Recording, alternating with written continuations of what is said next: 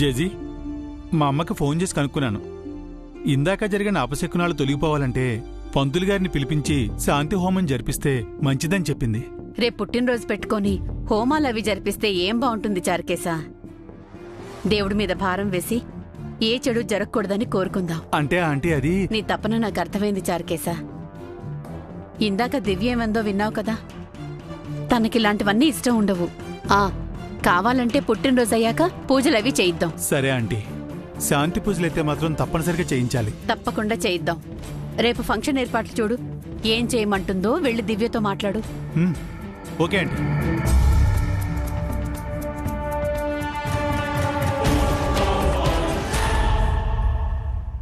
ఏరా చారుకేశా, ఇంకా ఉన్నావేంటి? ఓ, మీ నాన్న మంచాన పడ్డాడని ఆ డ్యూటీ నువ్వు తీసుకున్నావా ఏందే? అయినా నీ డ్యూటీ ఆ చాణిక్య దగ్గర కదరా, ఇక్కడేం పని నీకు? అక్కడ ఇక్కడ 2 చేతుల కొట్టేద్దావనా? వీడి బాబు సంపాదించింది చాలదన్నట్టు మళ్ళీ ఈడు కూడా మొదలుపెట్టినట్టున్నాడు చంద్రిక. అప్పనంగా వస్తే ఎవరికైనా ఆశే కదా. మరీ అంత అత్యాశ పనికిరాదు రోయ్.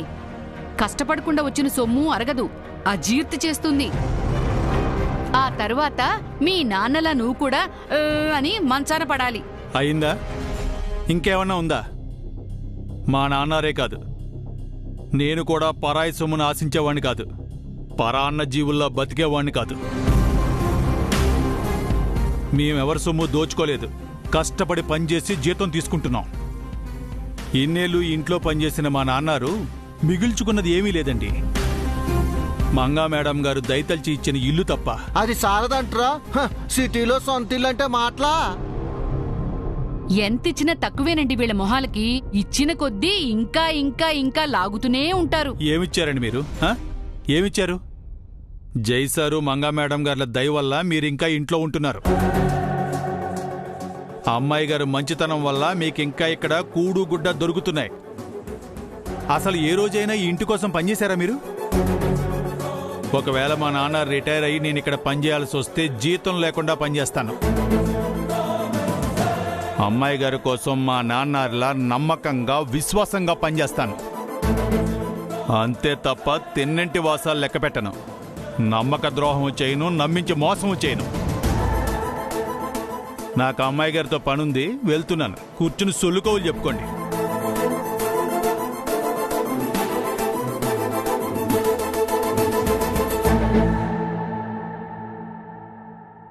ఏమిటే వీడి నోటి దురుసో మనల్ని మాట్లాడుతున్నాడు? వాడి నోట్లో నోరు పెట్టడం మన తప్పు. అయితే మాత్రం అరే పెద్దవాళ్ళమన్న గౌరవం ఉండద్దా ఏంది? ఆ చారిగాడి బుద్ధిలే వీడికి వచ్చాయి. అప్పట్లో మనపై వాడల నోరు పారేసుకోబట్టే ఇప్పుడు వాడి నోరు అని పడిపోయింది. రేపు ఈ పిల్ల చారిగాడి పని కూడా అంతే అవుతుంది. అంతే Chandrika, God is there. Abhi ma'am గురించి మాట్లాడని రోజే లేదు. చెల్లెలాంటి అంత ప్రాణం అభికి. నిద్రలో కూడా మ్యామ్నే కలవరించేవాడు. అమ్మాయి గారు,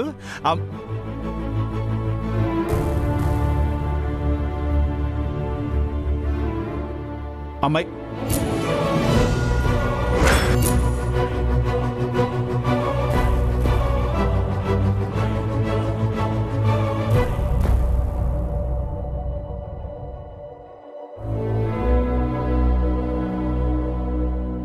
ఎవరు తను?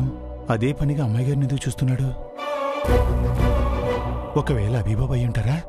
రేపు వస్తానని చెప్పి ఈరోజే వచ్చి ఇంటి ముందు నిల్చుని ఎందుకు చూస్తున్నట్టు? వెళ్ళి అభిబాబుని చూడాలి.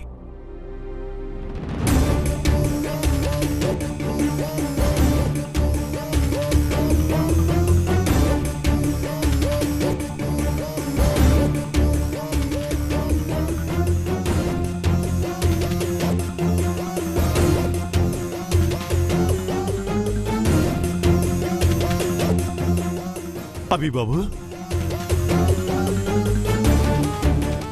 అభిబాబు మీరే కదా?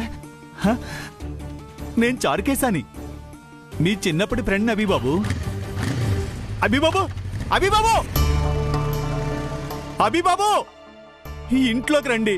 అందరూ మీకోసం ఎదురు చూస్తున్నారు.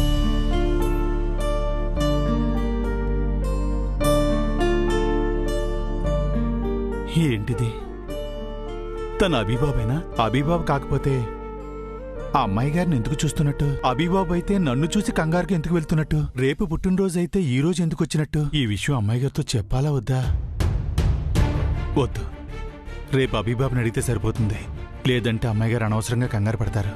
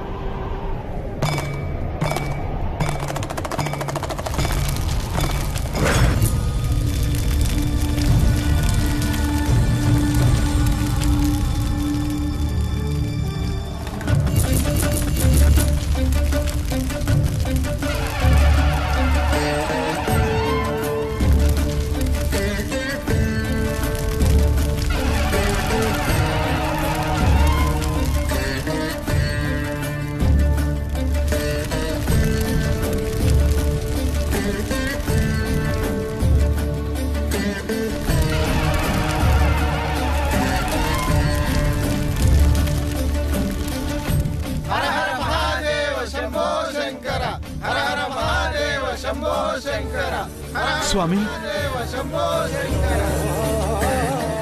ఇక్కడికి మేము వచ్చిన పని పూర్తయింది. ఇక మేము బయలుదేరతాం. అదేంటి స్వామి, సమస్య చెప్పి పరిష్కారం చూపించకుండా వెళ్తారా? కొన్ని సమస్యలకు పరిష్కారం ఉండదు, అవి అలాగూ కొనసాగుతూనే ఉంటాయి.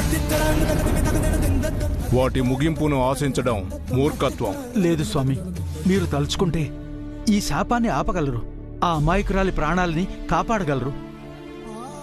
మీరు అందుకే వచ్చారనుకున్నాను. అందుకే వచ్చాను. ప్రయత్నించి చూశాను. ఫలితం స్పష్టమైంది. మౌనంగా నిష్క్రమించడం తప్ప మా వల్ల ఏమీ కాదని తెలిసిపోయింది. అందుకే వెళ్ళిపోతున్నాం. మీరే ఇలా అంటే ఎలా స్వామి? తపశ్శక్తి సంపన్నులు, మీ వల్ల కానిది కూడా ఉంటుందా? పశ్చిమాన అస్తమిస్తున్న సూర్యుణ్ణి ఆపగలమా శాస్త్రి? ఈ శాపం కూడా అలాంటిదే. కొంతమంది మునులు కోపంలోనో ఆవేశంలోనో శాపాలిస్తారు. తరువాత తప్పు తెలుసుకుని పశ్చాత్తాపంతో శాప విమోచన చేస్తారు. కానీ ఈ శాపం అలాంటిది కాదు. కోపంతో పెట్టిన శాపం కాదిది, శోకంతో పెట్టింది.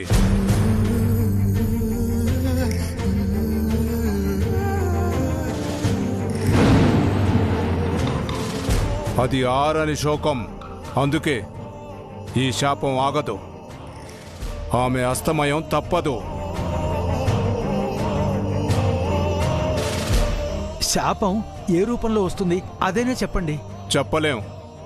ఆ లయకారుడైన మహాశివుని వాహనం నంది రూపంలో రావచ్చు, లేదా ఆయన ఆభరణమైన నాగరాజు రూపంలో రావచ్చు. వీటికి మేము ఎదురెళ్ళలేం. అందుకే వెళ్ళిపోతున్నాం. సెలవు. స్వామి, శంభో శంకర హర హర మహాదేవ శంభో శంకర హర హర మహాదేవ శంభో శంకర.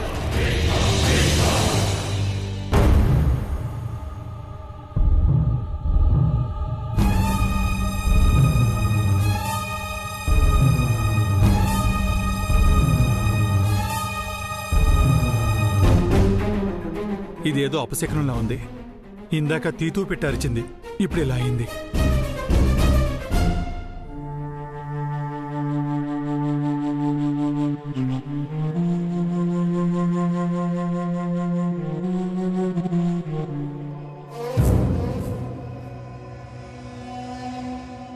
చారుకేశా, అమ్మాయి గారు, ఇందాకే ఇంటికెళ్తానన్నావు, ఇంకా వెళ్ళలేదా? ఏదో ఆలోచిస్తూ ఉండిపోయాను అమ్మాయి గారు. ఏంటి చారుకేశా, ఇంకా తీతువు పిట్ట గుమ్మడికాయ గురించి ఆలోచిస్తున్నావా? అది కాదు. అంకుల్ పరిస్థితి బాలేదు, ఆంటీ టెన్షన్ అవుతూ ఉంటారు. త్వరగా వెళ్ళు. ఇందక్కడి నుంచి నేను ఇదే చెప్తున్నాను దివ్య, కానీ చారుకేశ వెళ్ళలేదు. ఫ్రెండ్ అంటే కేరింగ్ గా ఉండాలే కానీ మరి ఇంత కేరింగా? నువ్వు అనవసరమైన విషయాల గురించి భయపడుతున్నావు చారుకేశా. నాకేం కాదు, నాకే ఆపద రాదు. చారి కూడా ఇంతే. జైకో మంకకో ఏదైనా ఆపదొస్తుందంటే చాలు కళ్లల్లో ఒత్తులు వేసుకుని కాపలా కాసేవాడు. ఇప్పుడు చారుకేశ ఆ బాధ్యత తీసుకున్నాడు. నీ భయం నాకు అర్థమైంది చారుకేశ. కానీ నువ్వు అంకుల్ దగ్గర ఉండటం అవసరం. ఆ తండ్రి కొడుకుగా అది నీ బాధ్యత. నేను నాన్నగారి దగ్గర ఉండటం నాకు ఇష్టం అమ్మాయి గారు, కానీ నేను మీ దగ్గర ఉండటం నాన్నగారికి ఇష్టం. నా కాళ్ల మీద నేను నిలబడాలని చాణక్య సార్ దగ్గర పనిచేస్తున్నాను, కానీ నాన్నగారికి అది ఇష్టం లేదు. ఆయన వారసుడిగా నేను మీ దగ్గరే పనిచేయాలనేది నాన్నగారి కోరిక. ప్రతిరోజు ఇదే చెప్తారు. మనిషి మాత్రమే అక్కడ ఉన్నారు అమ్మాయి గారు. ఆయన మనసంతా మీ దగ్గరే ఉంది. మీరంటే ఆయనకి ప్రాణం. మీరు తను దేవుళ్లా కొల్చే జైసార్ గారాల పట్టి అని, అంతకు మించి ఆయనకి ఆ దేవుడిచ్చిన చెల్లెల్లాంటి మంగా మేడం గారిలా మీరుంటారని ఆయనకిష్టం. రేపెప్పుడైనా మీరా నేనా అనే పరిస్థితి ఆయనకొస్తే నన్నైనా వదులుకుంటారేమో గాని మిమ్మల్ని వదిలిపెట్టరు. మీరంటే ఆయనకి అంత ప్రాణం. అవును చారుకేశ, ఈ రోజు నేను ఇలా ఉన్నానంటే అందుకు కారణం అంకులే. ఆ ప్రాణాన్ని నేను కాపాడుకోవాలి. మా అమ్మ నాన్నల తర్వాత నేను అంతగా ఇష్టపడింది అంకుల్ని, ఆంటీని. మీరు బాగుంటే మేం బాగుంటాం. వెళ్ళిరా చారుకేశ. ఈ కుటుంబానికి ఒక శాపాన్నిచ్చిన ఆ దేవుడు మీ అమ్మా నాన్నల రూపంలో ఒక వరాన్ని కూడా ఇచ్చాడు చారుకేశ. శాపం మమ్మల్ని చంపాలని చూస్తే మేం బతకాలని కోరుకున్నది మీరు. అలాంటి మీరు చల్లగా ఉండాలి. వెళ్ళిరా. గుడ్ నైట్ అమ్మాయి గారు. ఉంటానండి.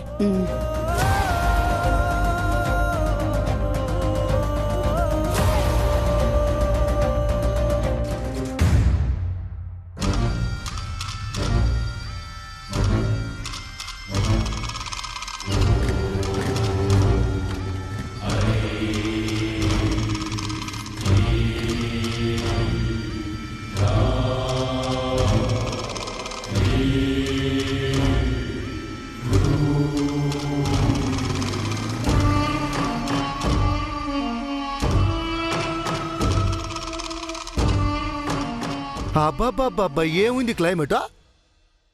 ఈ రేయి తీయనిది, ఈ చిరుగాలి మనసైనది, ఈ హాయి మాయనిది, ఇంతకు మించి ఏమున్నది?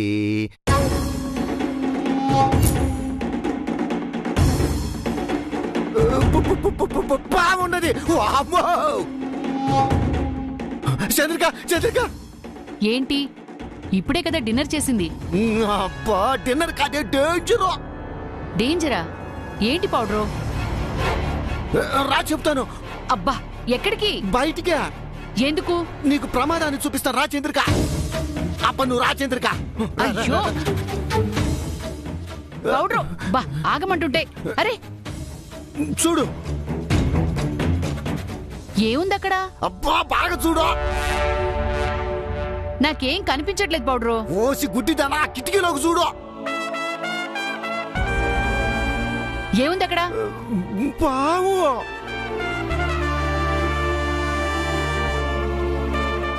పామా? ఎక్కడా? వామ్మో, పెద్ద పామే. ఆ కిటికీలోంచి లోపలికి పోయి ఉంటుంది. మంగ చనిపోవటానికి ముందు దేవీపురం వచ్చిందే, అలాంటి పామే. అసలు అదే పాము అనుకుంటా. 20 ఏళ్ల క్రితం మంగని చంపడానికి వచ్చింది, మళ్ళీ ఇప్పుడు వచ్చింది. ఏమంటున్నావు పౌడరు? ఆ పాము ఇక్కడికి ఎందుకు వచ్చింది? కాటేయడానికే. ఎవరిని? అబ్బా, ఎవరికి శాపం ఉందో వాళ్ళని. అంటే దివ్యని.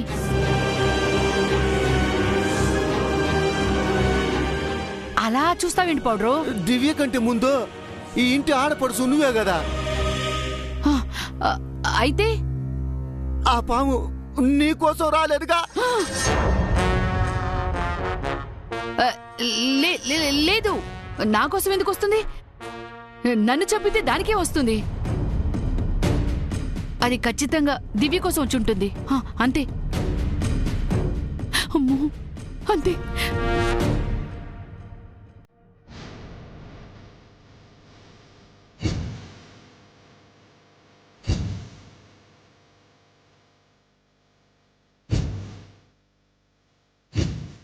రేపే ఈ ప్రపంచానికి మొదటిసారి నా మొహాన్ని చూపించబోతున్నానమ్మా. 12 ఏళ్ల వనవాసం ముగించుకుని ఇన్నాళ్ళు అజ్ఞాతంలో ఎందుకున్నానో చెల్లికి చెప్పబోతున్నాను. ఇన్నాళ్ళు నాకు తోడుగా ఉన్నావు, ఇక ముందు కూడా నా నీడవై నన్ను నడిపించు.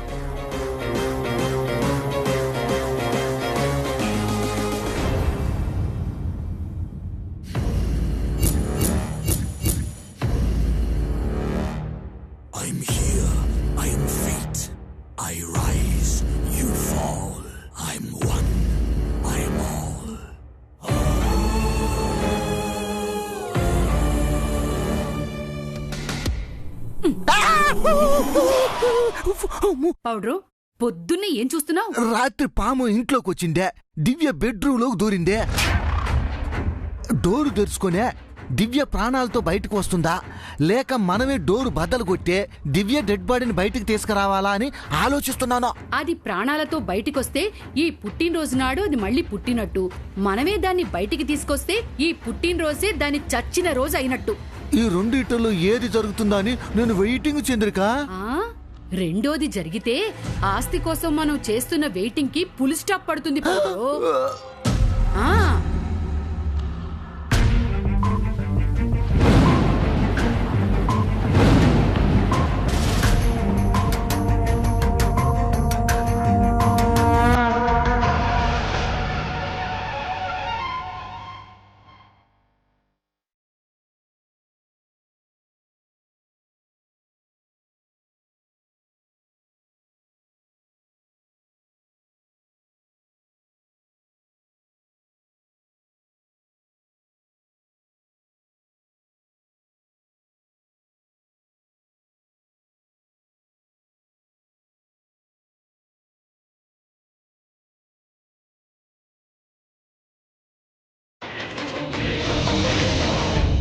అమ్మా నాన్న, మీ ప్రేమ ఖరీదే ఈ ప్రాణం.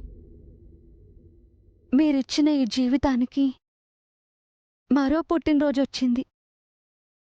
ఆశీర్వదించండి.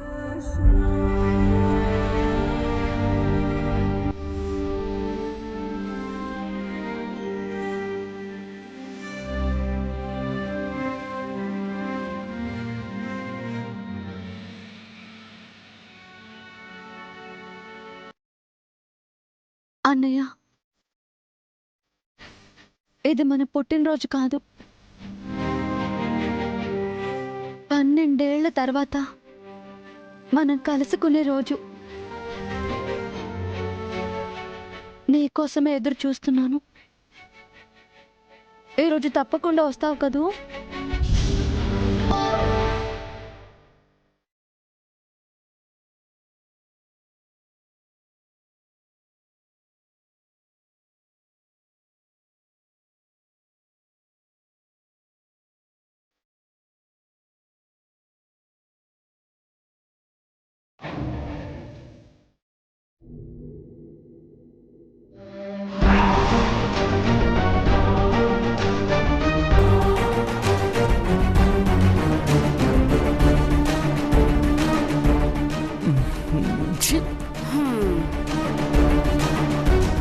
మన దురాసే కాని ఇది ఇప్పుడెప్పుడు చావాలి? దీనికి ఇంకా నూకలున్నాయి. అవును చంద్రిక, అనవసరంగా నైట్ అంతా మేలుకొని సచ్చాను. నా నిద్ర అంతా వేస్ట్ చేసి వచ్చిందే. త్వరగా రెడీ అవ్వండి. మళ్ళీ ఇల్లంతా డెకరేట్ చేయలేదని మా ముసల్ది వదినా మనల్ని ఆడిపోసుకుంటారు. ఏంది, ఆ పని కూడా మనమే చేయాలా? మనం ఏ పని చేస్తున్నాం గనక ఆ పని చెయ్యము అని చెప్పడానికి. కరెస్టే, ఆ పనులన్నీ ఆ శారీగాడు కదా చేయాల్సిందే. మంచాన పడ్డోడు ఎక్కడ చేస్తాడు పౌడ్రు?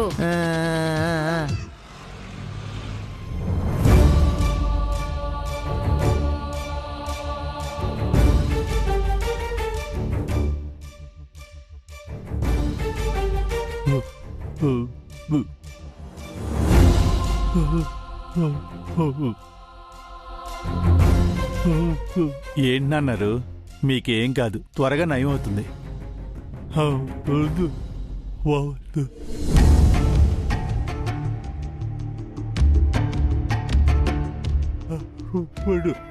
ఏంటమ్మా నాన్నారు, ఏం చెప్తున్నారు?